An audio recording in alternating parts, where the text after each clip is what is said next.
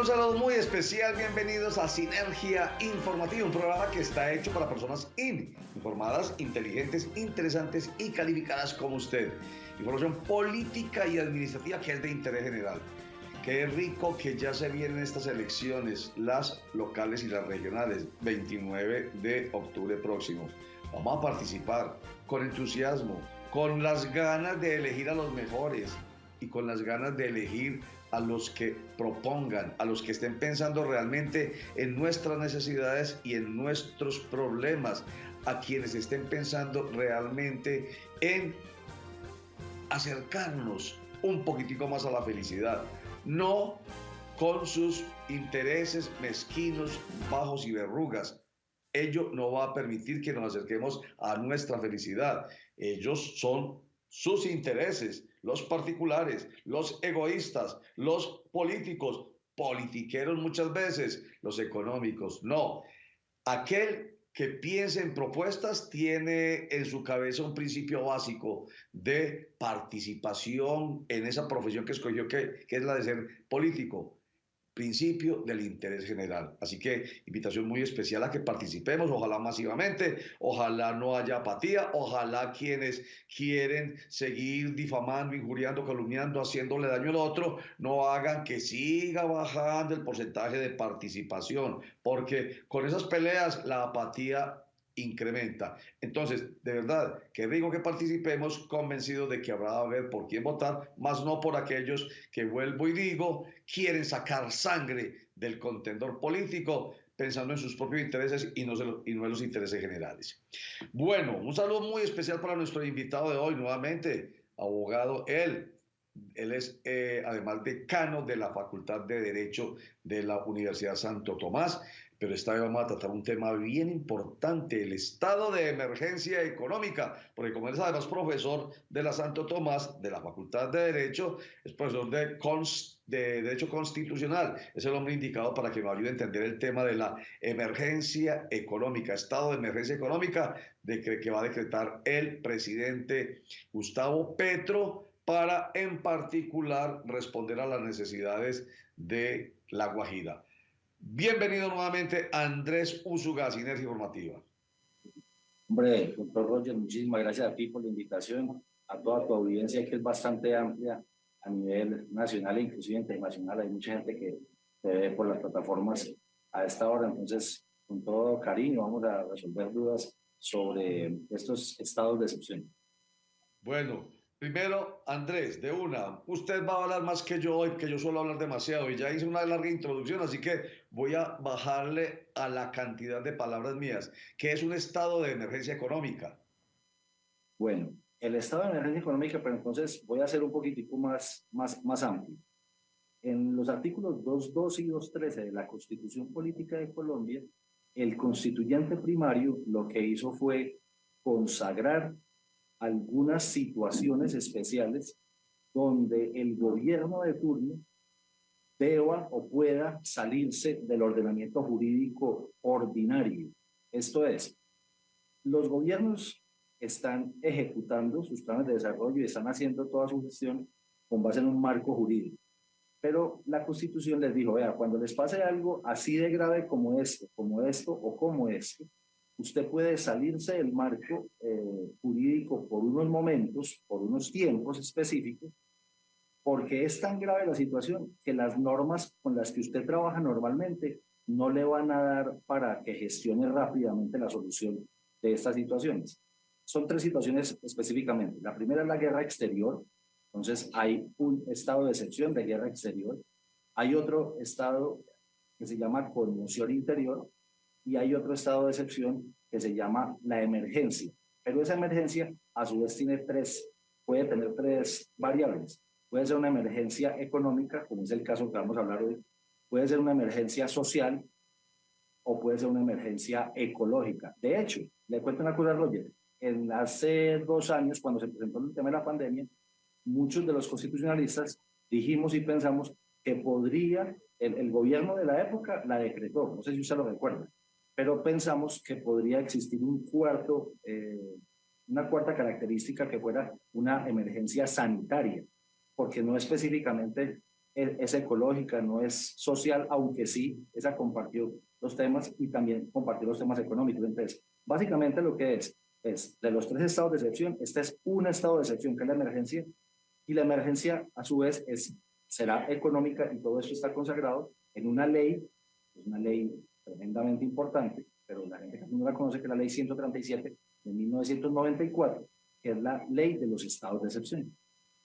Entonces, lo que está haciendo el presidente de la República, Gustavo Petro, es recurriendo a la tercera que usted menciona, el tercer estado de una vez para que no nos enredemos, al estado de emergencia económica, pero me imagino que tiene que ver con los tres aspectos, porque según dice el presidente Gustavo Petro, esta figura la necesita, por lo que usted ya explicó, para atender rápidamente la crisis que se podría avecinar en La Guajira con la llegada del fenómeno del Niño. Ahí se cruza pues realmente lo ambiental, lo ecológico, con lo social, y entonces de ahí viene la necesidad de tomar medidas urgentes, extraordinarias como estas. Pero he estado oyendo mucho en medios diferentes que debe haber una situación sobreviniente. ¿A qué se están refiriendo, Andrés?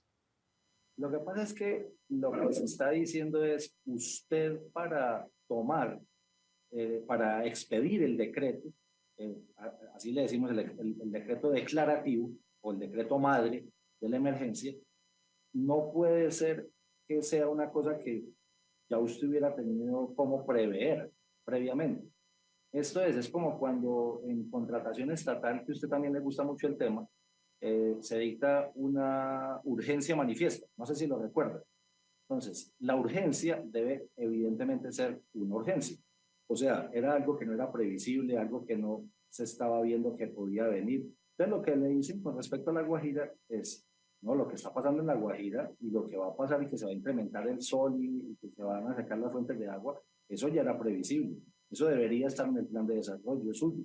Eso debería estar en la normatividad clara para hacer la cantidad de acueductos, o sea, para llevar el agua, para lo que fuera, no solamente a nivel nacional, sino a nivel departamental, departamento de La Guajira y a los municipios que se ven afectados. Entonces, esa es la discusión. Pero la verdad es que yo creería que el fenómeno climático que se está presentando sí puede tener unas características especiales y puede tener unas características que difieren de la regla general, que es lo que siempre ha pasado en La Guajira, ¿cierto? La pobreza, la falta de agua. Entonces, es en esa la discusión y demás que muy probablemente van a demandar el decreto madre, pero adicionalmente la Corte Constitucional también tiene unas facultades para evaluar este decreto de oficio, se llama, sin que ni siquiera la gente lo demande, sin que la oposición lo demande, sin que el ciudadano lo demande, y revisando el decreto le podrá decir, como se lo ha dicho inclusive a otros gobiernos previamente, no fue capaz de justificar Andrés, el estado de excepción, entonces le tumban el decreto desde la Corte Constitucional. eso, déjalo ahí porque vamos a salir a un corte para mensajes y enseguida nos adentramos sobre ese aspecto y que tiene que ver con algo bien importante que tiene que ver necesariamente con los temores que el presidente Gustavo Petro ha generado en algunos sectores de nuestra sociedad. Ya regresamos. Contraloría Distrital de Medellín. Control fiscal moderno, técnico y oportuno.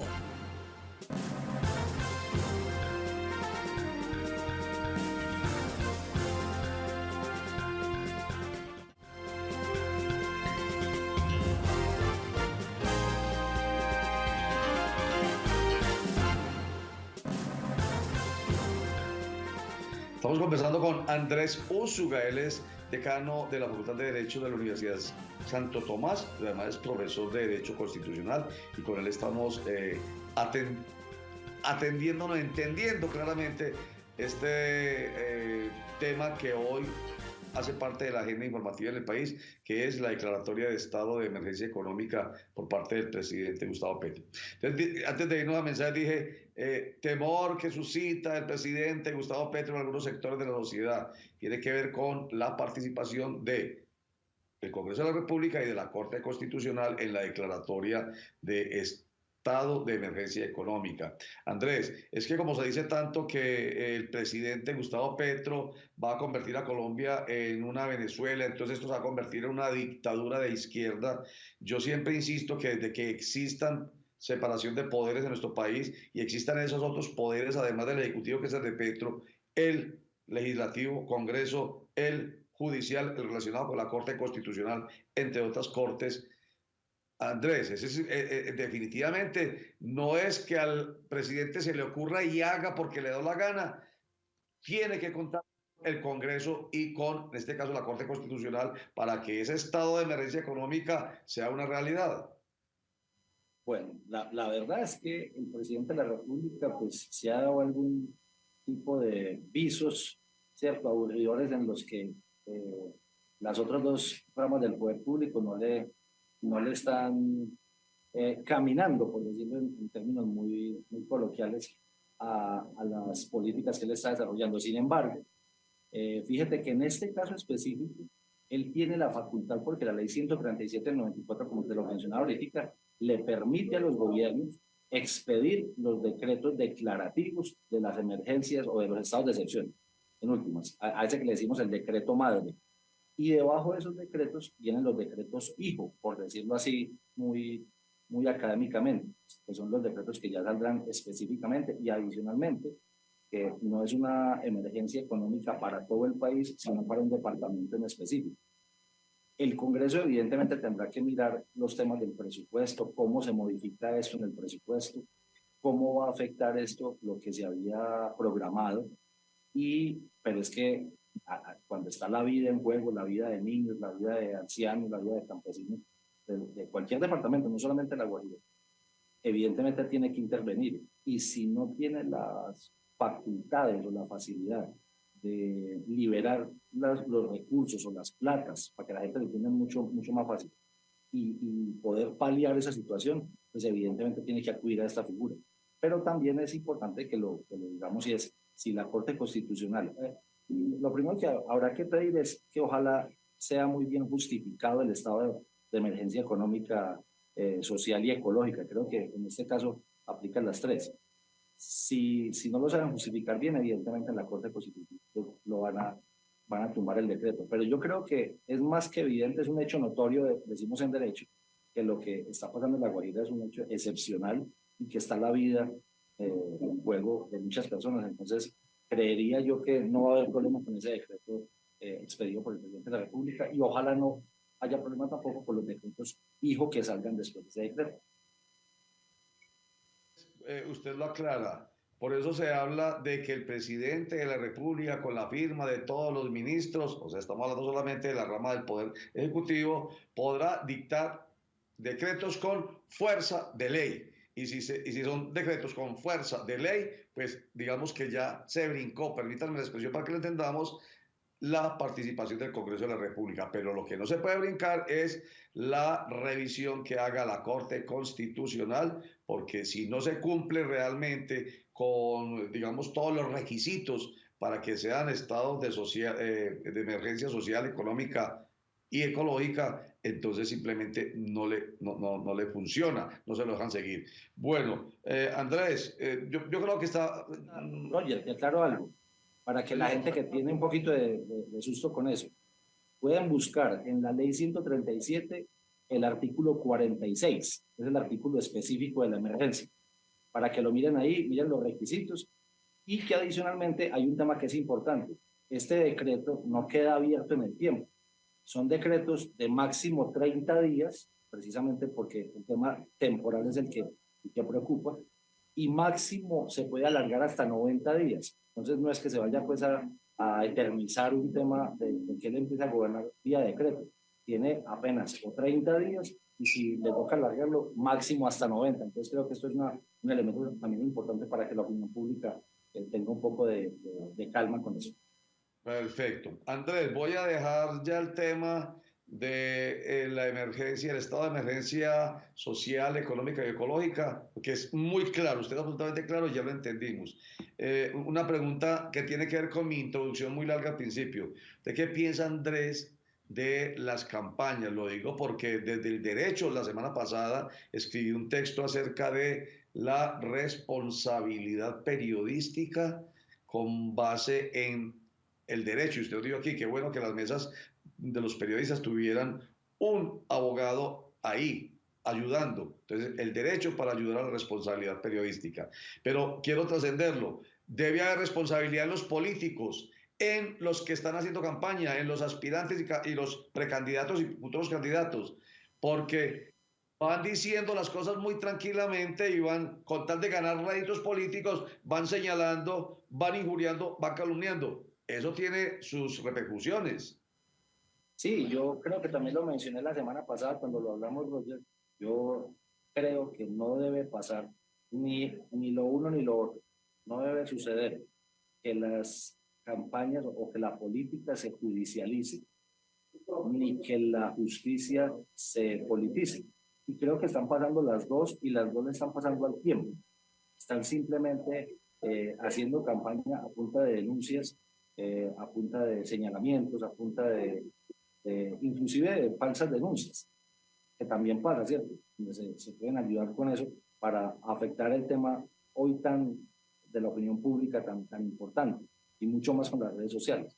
Pero también adicionalmente que los jueces no se parcialicen sobre sus gustos políticos, sobre sus preferencias políticas y dejen ahí en stand-by a ciertos candidatos o dejen en stand-by sin fallo condenatorio, pero donde se le abre investigación, donde se le dicta medida de aseguramiento, donde se le dicta algún tipo de medida cautelar a alguien para afectarle la imagen o para afectarle pues el transcurso político, y las campañas que vienen son absolutamente importantes porque son el gobierno de las regiones, los gobiernos locales son los que evidentemente serán la punta de lanza para lo que viene después en las presidenciales. Entonces, y es porque no es desde Bogotá, yo odio el centralismo, lo voy a ser muy sincero.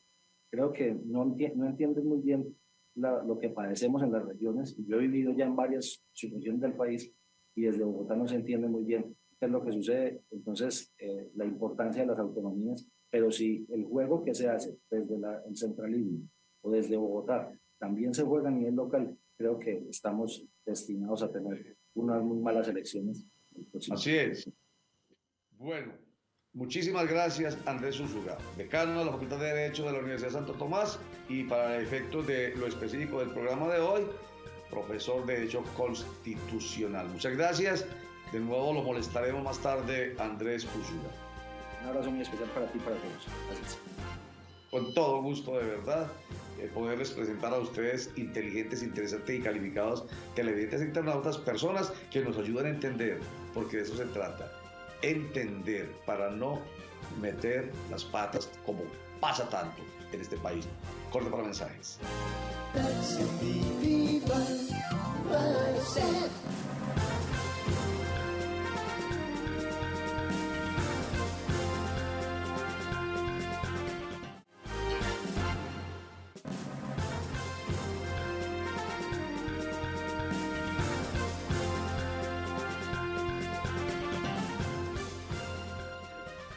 Cuando decía yo ahorita, para entender, es muy importante, ustedes lo son, yo estoy absolutamente seguro, es muy importante que nosotros no nos dejemos, permítanme la expresión tan prosaica, meter el dedo en la boca, no nos dejemos utilizar, no nos dejemos convertir en idiotas útiles, que es lo que está pasando desde hace mucho rato. Uno ve unas cosas, uno escucha unas cosas que uno dice, ay Dios mío santo, y esa persona se comió ese cuento. Bueno, por eso es tan importante que estemos informándonos muy bien para que no nos dejemos manipular, sobre todo, vuelvo y digo, en estas elecciones que vienen y que ya empezó con mucha campaña sucia, de verdad, mucho señalar hacia allá, mucho imputar, mucho denunciar, mucho demandar, mucho decir que el de allá, olvidando que tres dedos de la misma mano están señalando hacia esa persona. Pero claro, como detrás de esa persona hay un montón de gente con los ojos cerrados y los oídos tapados, entonces siguen como borregos. No nos dejemos utilizar, vamos a escuchar bien, vamos a leer bien, vamos a asesorarnos de gente en quien creamos y que no tengan parcialidad para que escojamos a los mejores, convencidos de que esos sí van a ser los mejores por las propuestas, porque quieren satisfacer nuestras necesidades y solucionar nuestros problemas. Quieren acercarnos un poquito a la felicidad. Bueno, el alcalde de Medellín, Daniel Quintero Calle, sigue insistiendo en que el Consejo de Medellín debe aprobar el proyecto de acuerdo mediante el cual se permita que 330.000 millones de pesos de transferencias de EPM lleguen al municipio, perdón, al distrito, ya no el municipio, al distrito de Medellín, porque, dice él, entiendan, concejales de la oposición, que esa plata no es para mí, esa plata tiene que ver con inversión social. Y aquí explica. ¿Cómo un concejal sería capaz de no votar el PAE? ¿Qué es el PAE? Es el Plan de Alimentación de los Niños en los Colegios, que atiende cientos de miles de niños que reciben una comida, que para muchos es la comida del día, lamentablemente. ¿Cómo no van a votar la plata de las universidades? Pues esas son cosas que uno a veces no entiende. Y entonces alguien le explica, no, alcalde, no, es que no lo van a votar porque es que están en elecciones.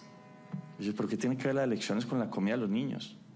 Ah, no, que es que ellos quieren decir que esa plata es más para usted, que esa plata usted se la va a robar, que esa plata es más plata, que además es para hacer política y en otras ciudades y un montón de cuentos. Y yo digo, hombre, pero es que la asignación está desde el año pasado. Así es la política, pero nosotros no nos dejemos, vuelvo y digo, manipular.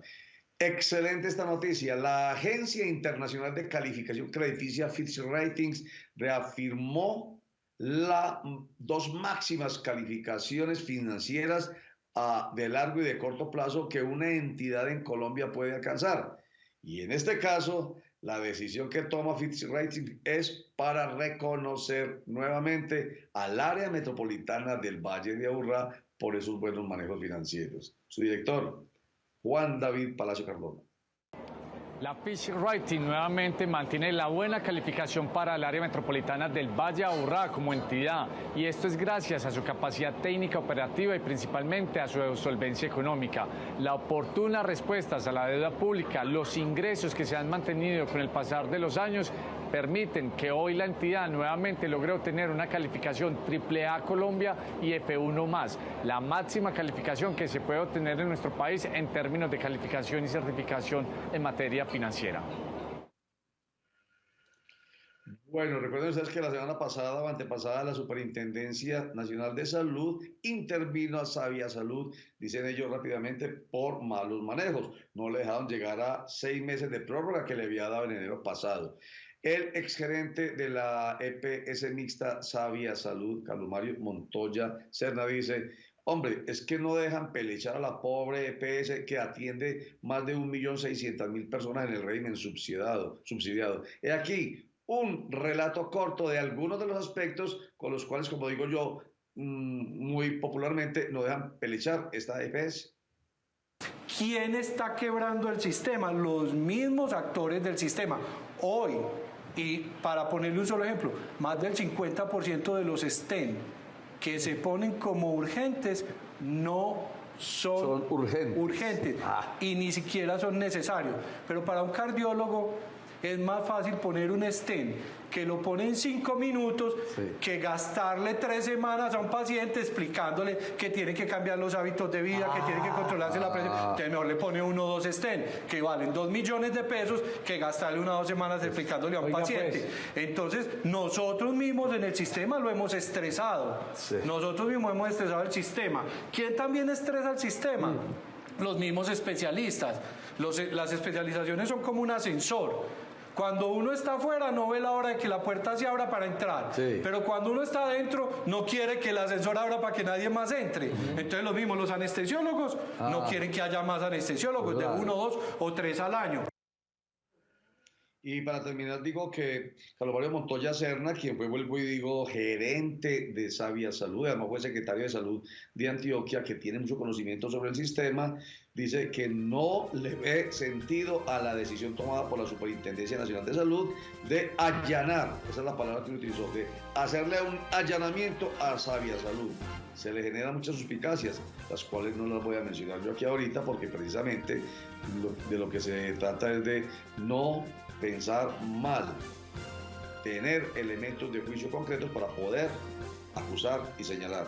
Mientras tanto, esas suspicacias para otros.